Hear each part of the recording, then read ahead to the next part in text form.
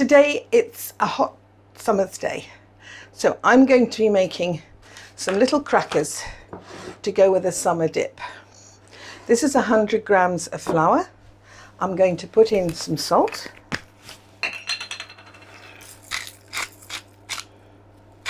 It's a Persian blue salt, but the reason I'm using that is because I get little bits. I don't want it as sort of uniform. I want to get little bites of salt, so you get little explosions of salt in your mouth. Also, it's got a little top and I can grind it easy. And some pepper. Right, I'm going to give that a little mix. Now the other ingredients I'm going to add, which are really special and make it summery, are rosemary.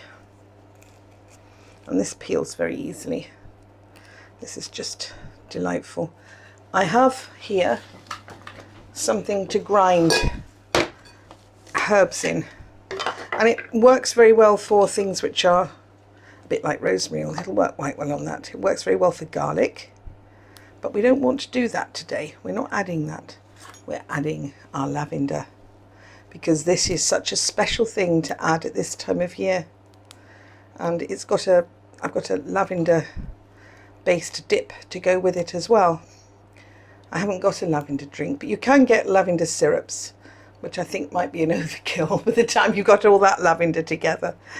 But it's such a lovely thing to do, and it's such a special thing to do. Fresh. We will be making some dried stuff, but fresh it's just the thing to do at this time of year. So I'm going to put that on and use the lid. We don't want it into a pulp, a pulverized powder. We want little bits in our mouth. We want it maybe a little bit finer than that. So if I put this in here, you'll be able to see what it looks like. You've got some which is very fine. You've got a few which are not. And that's what we're looking for. We're looking for little bites, little surprises. Amuse-bouche, that's what the French call it. Now mix those in. Now to the flour, that was 100, so we're going to add olive oil.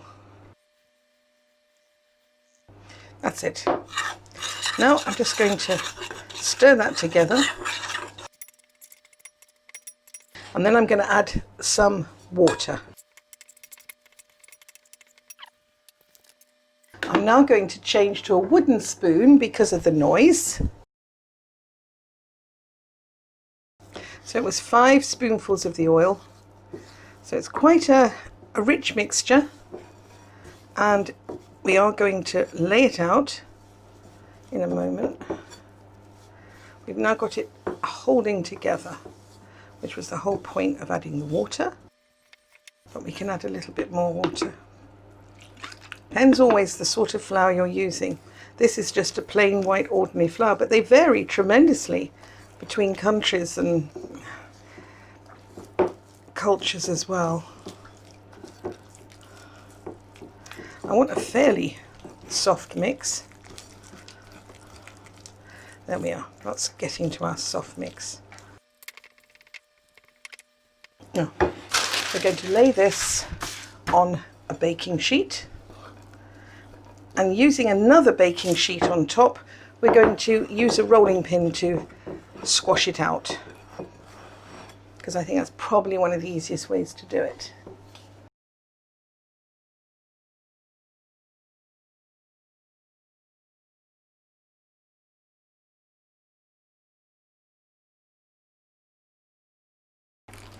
That's pretty even, so we just lift off the top sheet. I say just, this is going to be difficult, isn't it? It's going to stick, isn't it? Everything always does on camera. There we are.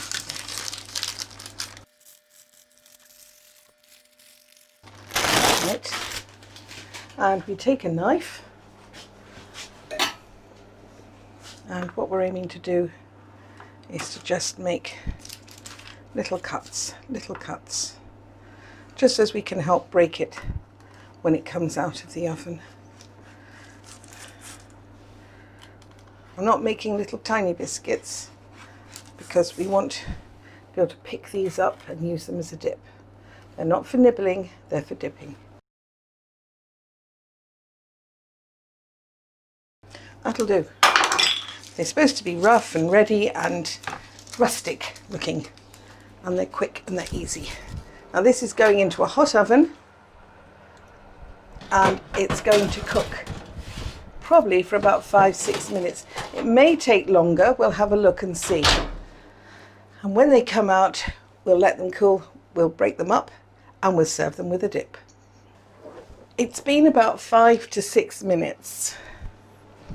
And it's on my usual 175 fan oven, and they are beginning to smell rather good.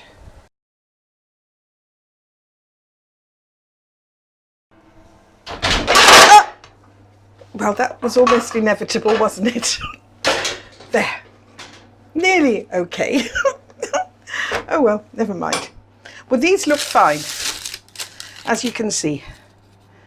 They're very thin, they're light, they're crispy, and we have to wait for them to cool a little bit, and we can separate. Ouch, these are very hot. Oh, hot, hot, hot, hot, hot, hot. We shall come back. And you can see the little tiny bits in them, the little bites. These have coloured nicely. Some people like things more coloured, I do. But you can see they're very thin and they are rather nice. These are absolutely gorgeous, aren't they? And they were so easy to make. Anyone can make these. And not only that, you can change what's in them. If lavender isn't your thing and the rosemary isn't your thing, then think about adding some shavings of garlic, some little bits of the peel of rind of lemons, of oranges, black pepper crushed, Parmesan cheese, different herbs. Even you could do tandoori powder. The world is possible with cooking. You can make anything you fancy.